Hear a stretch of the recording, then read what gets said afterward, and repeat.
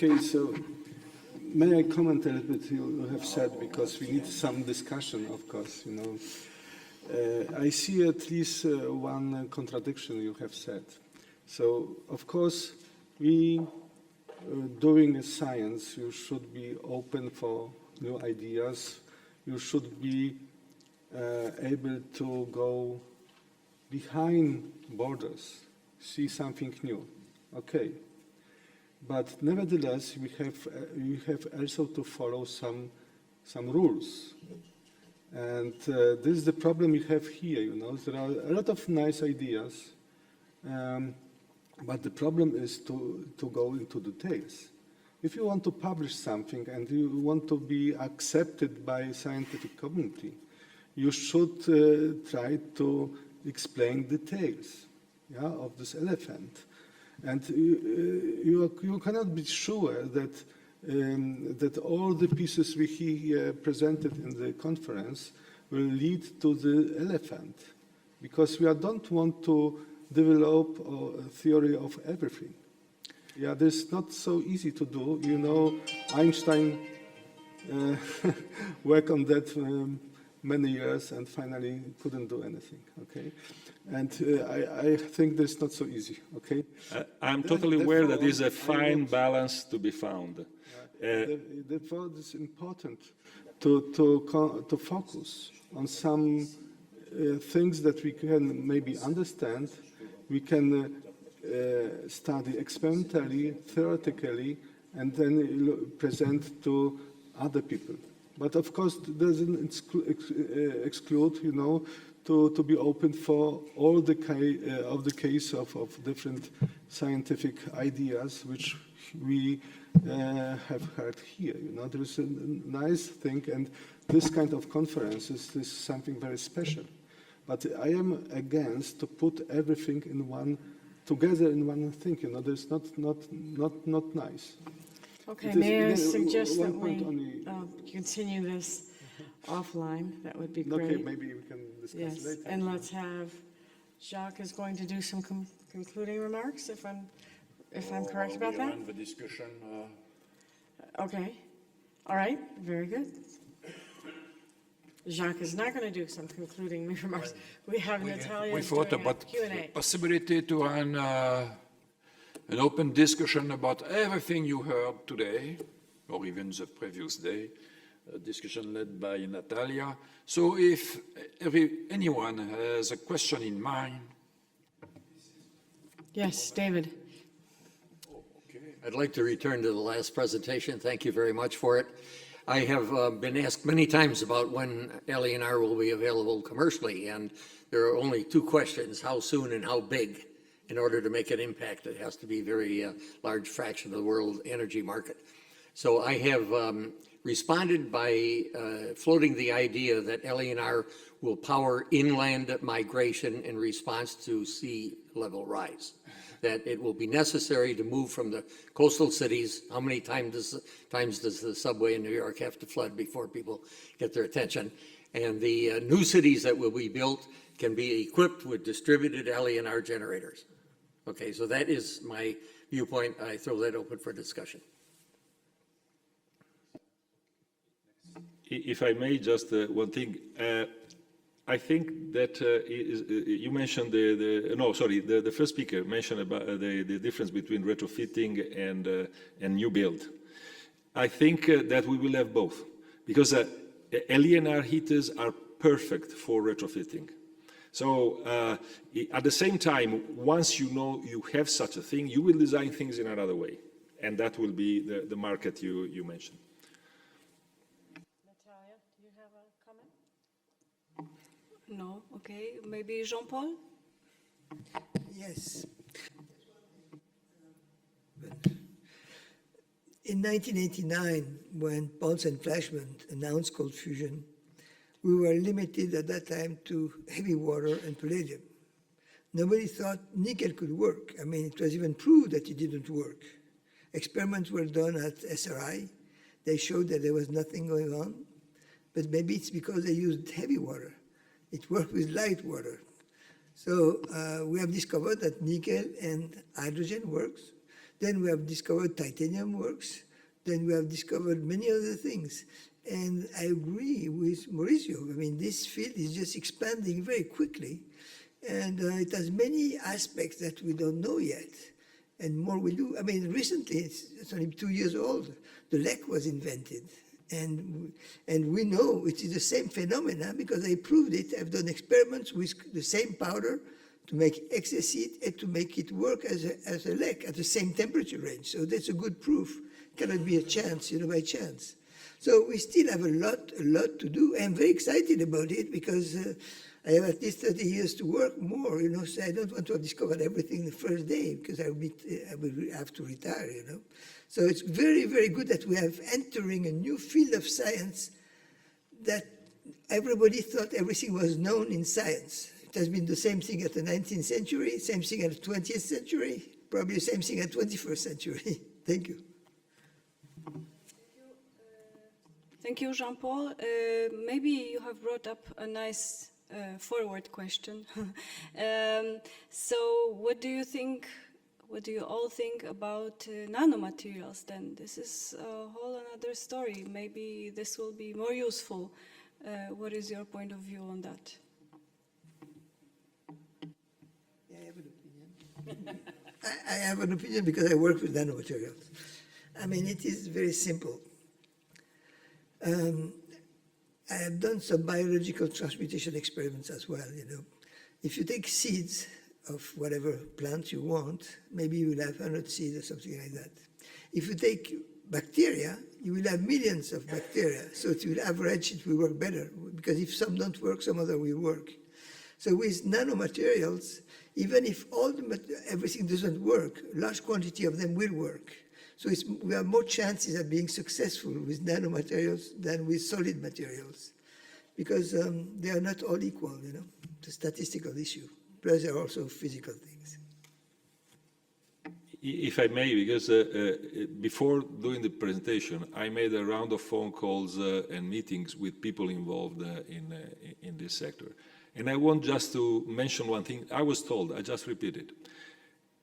The second project that is funded under the EIC topic has been working on certain nanomaterials, and they said that they couldn't make them work because they didn't load enough. So yes, it's really one by one that we need to assess.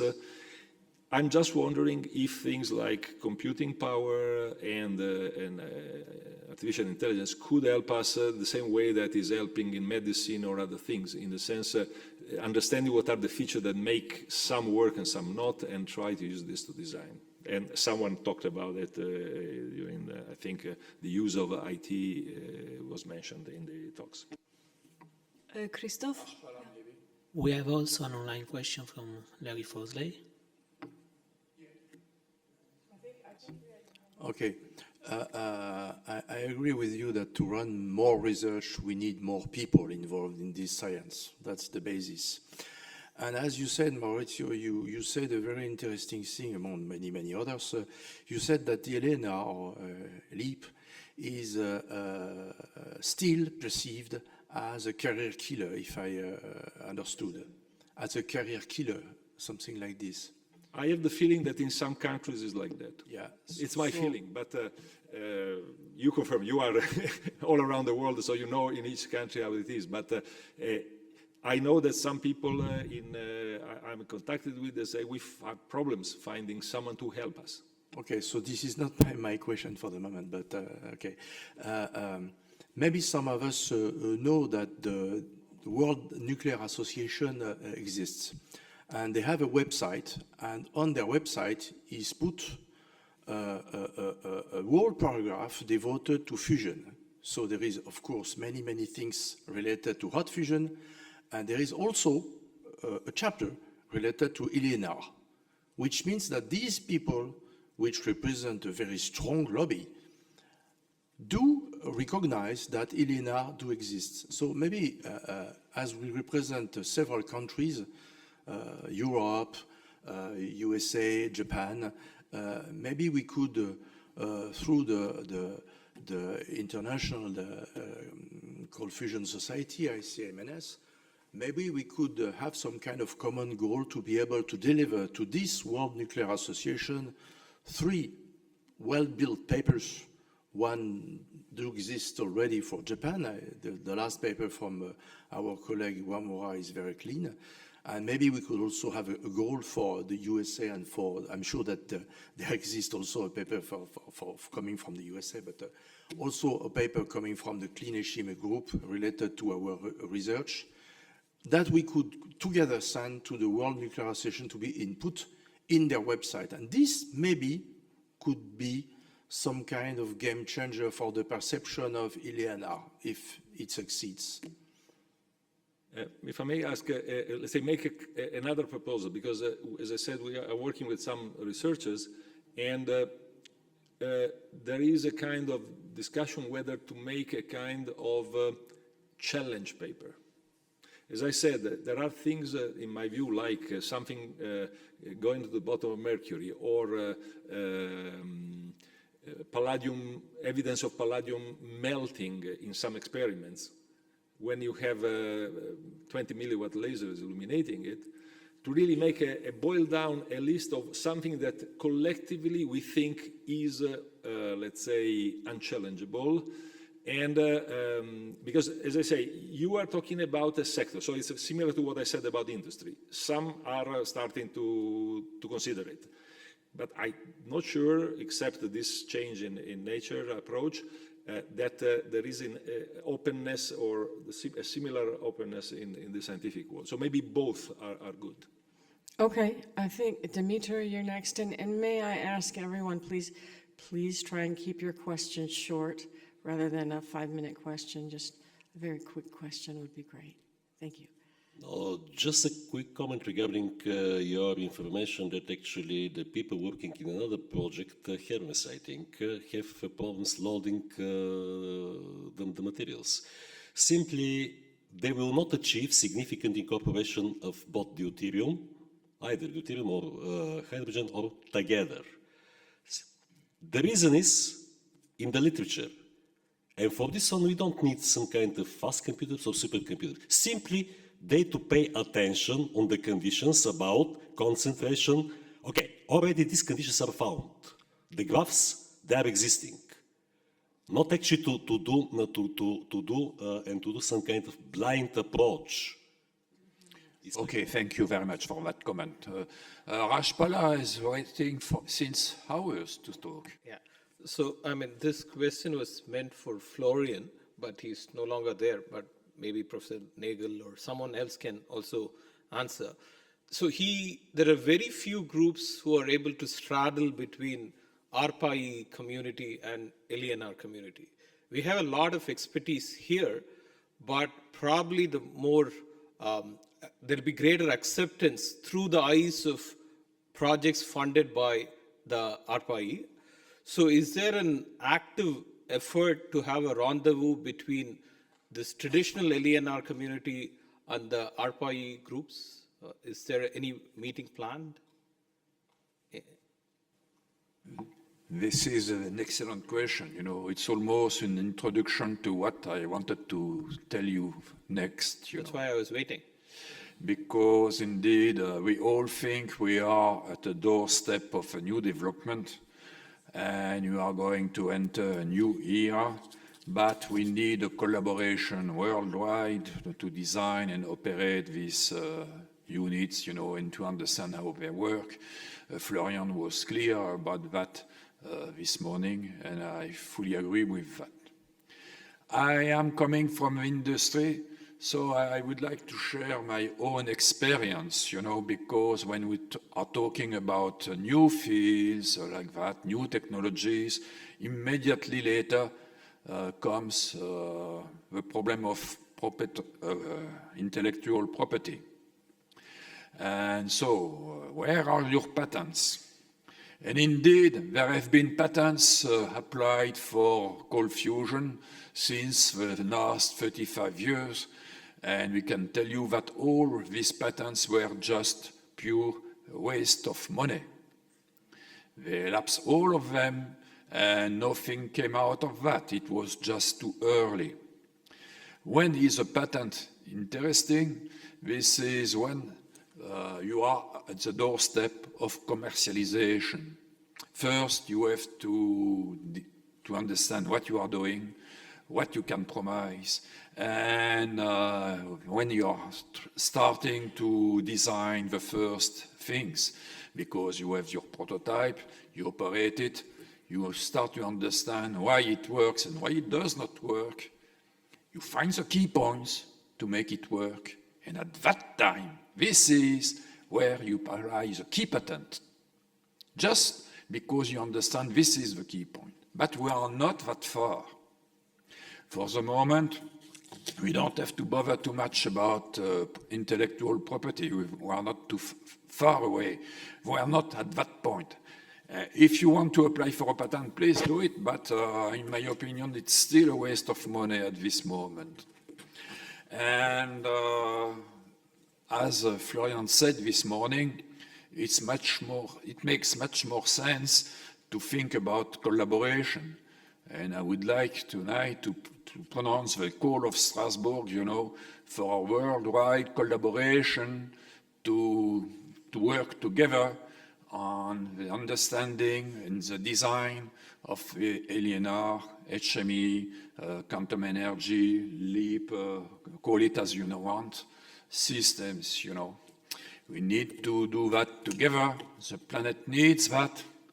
And once you are, somebody will be in a position to design things that will work in a few months. They will try it.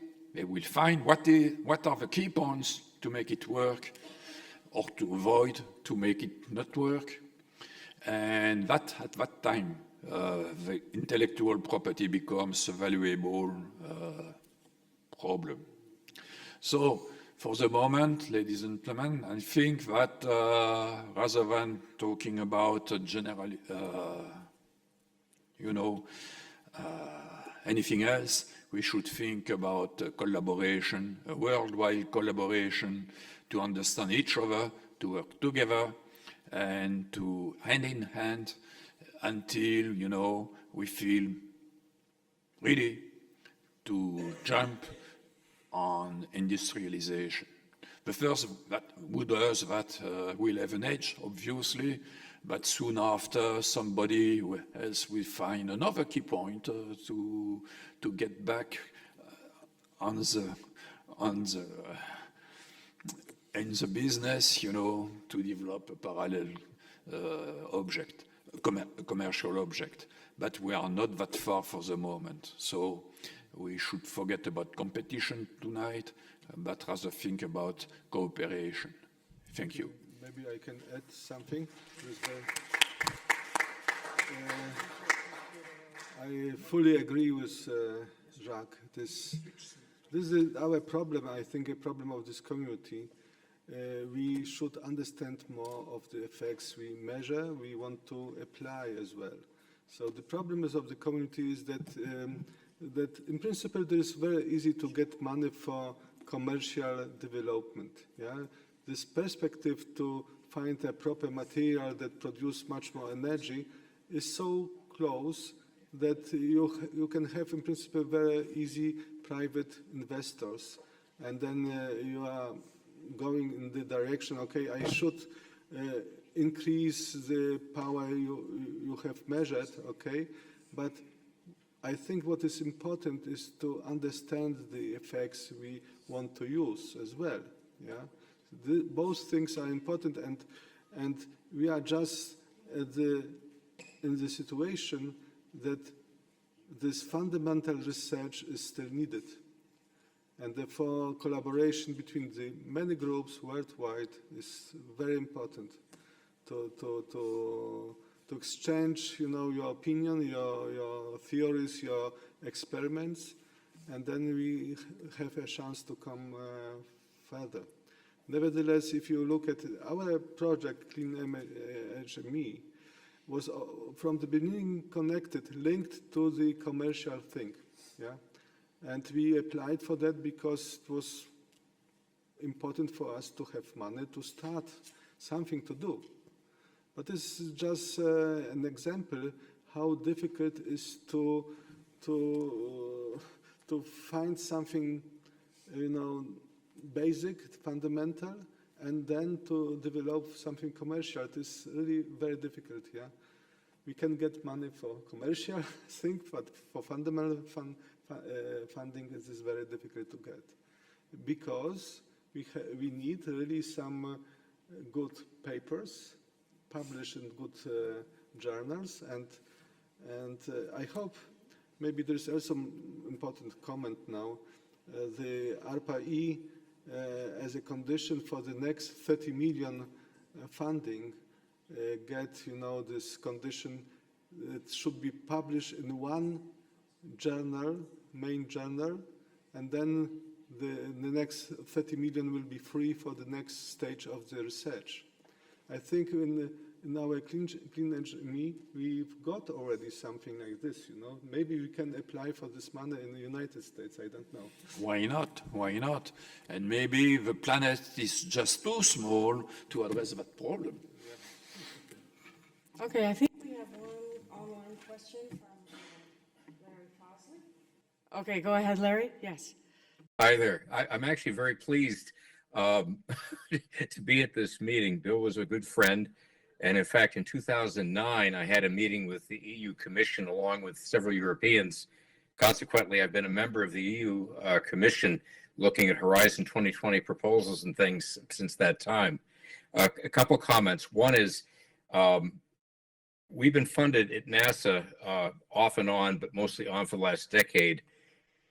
And as a consequence, our work has continued. We've used Monte Carlo modeling from Los Alamos, and I now have a National Science Foundation grant where we're doing the experiments that we had modeled with MCMP. The point being, what really turned the table was changing the name. So I borrowed from another researcher, Nee, his designation, lattice confinement fusion, and all of a sudden, the brakes were off and we suddenly started getting some funding moving. So there's something to be said for a name. Thanks. Thank you. Okay, so if we would like to speak about technology transfer, we probably need to think also about scaling up. What do you think about that? How far can we go? Do we need huge machines, or is it enough to have small batteries, let's say, or generators? If I Yeah, may, Tiziano? I don't think it's a question of equipment, small machine, big machines, but you need more diversity in background. In particular, you might need to interact more with engineers or with engineer-minded people, because sometimes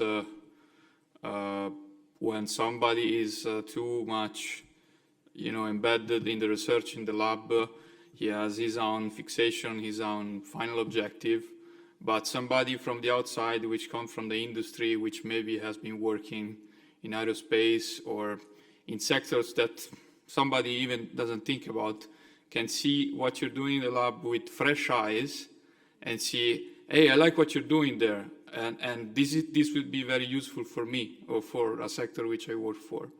And then, then you will discuss about the technology that you need to do the scale up.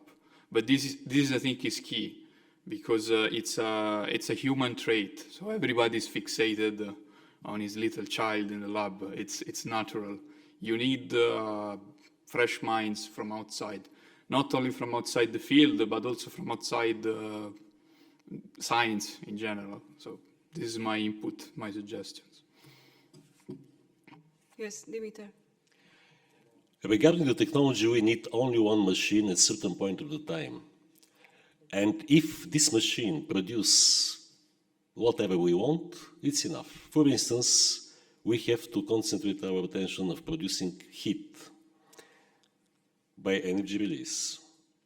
Other actually signatures are useful, but in order new energy source to be designed, heat must be generated as, let's say, in the first.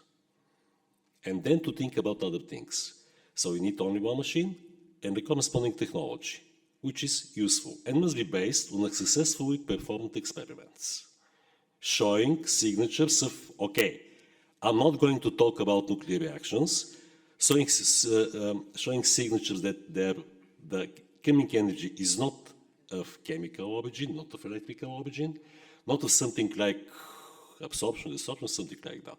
From something else. This something else could be nuclear. But if somebody doesn't believe that it's nuclear reaction, let's say he or she could believe that the energy comes from the sky. But in any case, the energy is in fact, and it could be used for design of novel device. That's it. Very easy. In fact, this is not exactly enough, because once you have a device that starts to work, this is not the end of the story. You have to find out what are the best compromise in terms of temperature, lifetime, consumptions of materials, preparation of materials that will make the cost, and the best compromise in terms of cost for this machinery before commercialization. And only that effort is already a large one. So it's not enough to have a working device. You have to understand completely how it will work and how long it will work, and to make sure that the device you are going to put on the market, for example, will not become obsolete in the next months. We are far away from the market, Jacques, now. Just device to be clear. Dave, please. Dave? Wanted to chip in on this because let's say I'm in between. I agree with you that proving something, as I said, that this is one of the two ways. But of course, you talk about basic industrialization and so on. But the moment you arrive to a proof like this, I think then you will have the people beating at your door. And by the way, one thing in your presentation that there was no time to comment, but now it's relevant. There are applications even below the 5 kilowatt or whatever. I'll give you just a simple example that today an electric car in winter, particularly let's say in places with heavy winters, can lose 30%, 50% of the range because of heating. So one or even maybe half a kilowatt heater might solve a real issue. And that proof, by the way, I don't know if, but I remember seeing a paper from Nissan saying exactly this at the end of the first Japanese project. When there was a proof that there was something, Nissan said, well, we're thinking about 10 years to have a product. Because there really, I mean, something like the reactors we are working on, a bit bigger, could be enough, because you have a high peak demand, but once you have reached a certain temperature, you need half a kilowatt, 1 kilowatt in many conditions. So even a small one might be good. Yes, this is not contradictory. This is just, complementary. Yes. Okay, I think we got a lot of people who want to ask questions, so let me put them in order. Francesco, and then Anatoly, and then Dave, and then who else? Okay. Who else? Okay, and then Tom. Okay, so let's go in that order. Francesco. Okay, I refer about the useful talk of Maurizio. I agree most of him, except one point I think can be dangerous. Our research is peaceful research. But using the name Manhattan Project is not good because the meaning is negative. So I think we have to cancel forever Manhattan Project, using Apollo Project, everything, but never forever Manhattan. Thanks. Let's call it Big Bang Project. Okay. And Anatoly, are you online, Anatoly? Can you get that online for us? Hi. I think very interesting question about scaling law in LENR experiment. because of scaling law answers the question about efficiency of the energy release. The main questions, for my opinion, is to study dependence COP on the scale energy machine, LANR reactor. Because it's well known that small fire have large heat losses, but when we have a big fire, the ratio between the surface and the volume is another, and so the huge fire is more stable and more. It's the losses in this reactor may be much less. And I know only one experimental result with LANR reactor. It's will be obtained in Canada. Chukhanov, Professor Chukhanov. I don't know. Everybody maybe knows this name. He have a small machine, about 1 kilowatts, and have a coefficient COP about 2. But if he realize the operation of the large machine at 100 kilowatts electrical input in this machine, he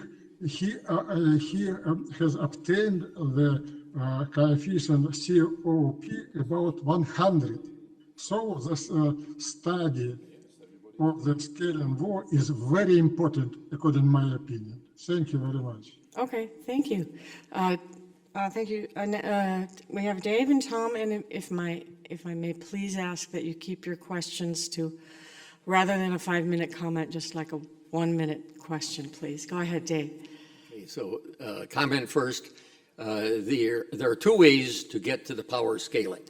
One is to get more watts per whatever gram or cc out of the same material. The second, of course, is to use more material. And as Anatoly just said, increasing the first is highly desirable. We're all trying to do it and so forth. But the production of large amounts of LANR material is going to be necessary on some time scale. So my question is, has anyone formulated a materials research program that would be aimed at producing significant amounts of active materials that could be tested, as Jacques just said, for their reliability over time? Is there a research program on materials development anywhere? Maybe I can answer your question. So I hope our project was an example for that. We wanted to measure different materials and we tried to do our best, of course. You can see that we really tested different materials, and we see energy dependencies, that is important not only for applications, but also for fundamental research, both. So, and we need, of course, a kind of assumption, what is important for looking of new materials. So this most important thing if you want to find and develop something, okay?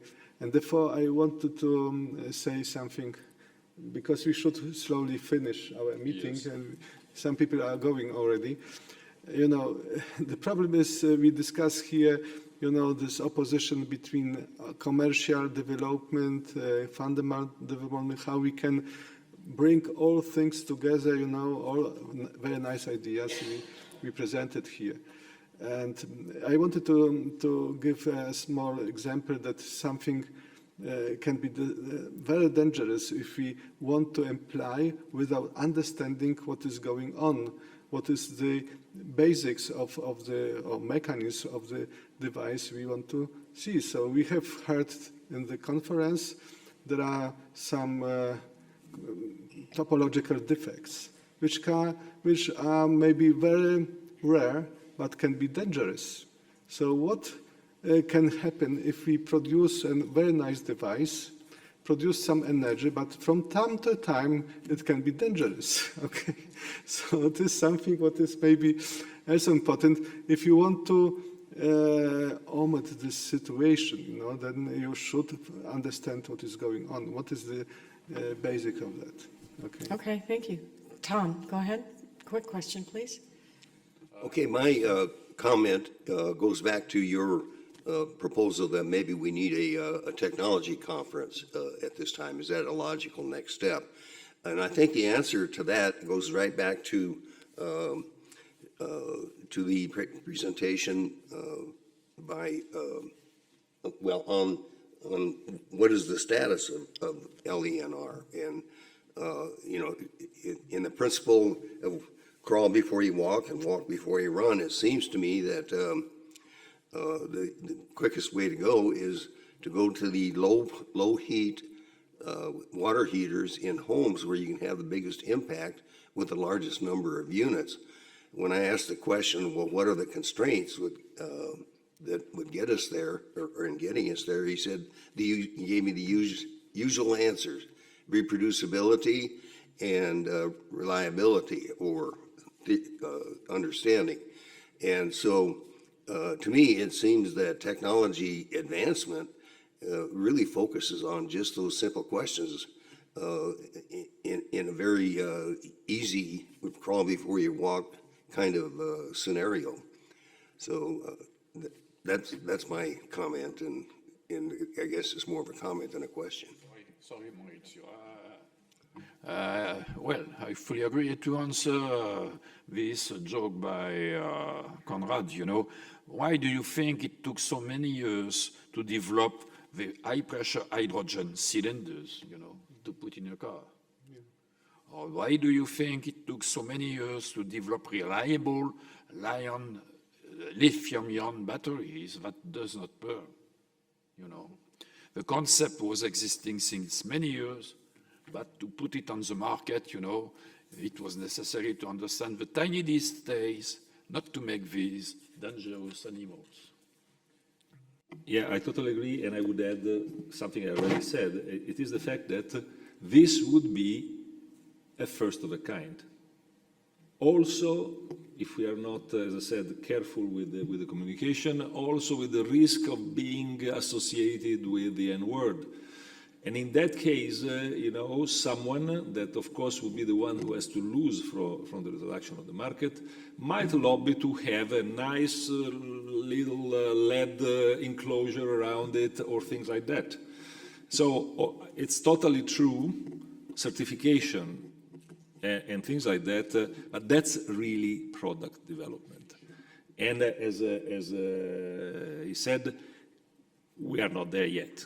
Or better, maybe Clean Planet, from what they showed, they're already considering that in their design loop, because they have already Miura in the team, someone who is marketing these things.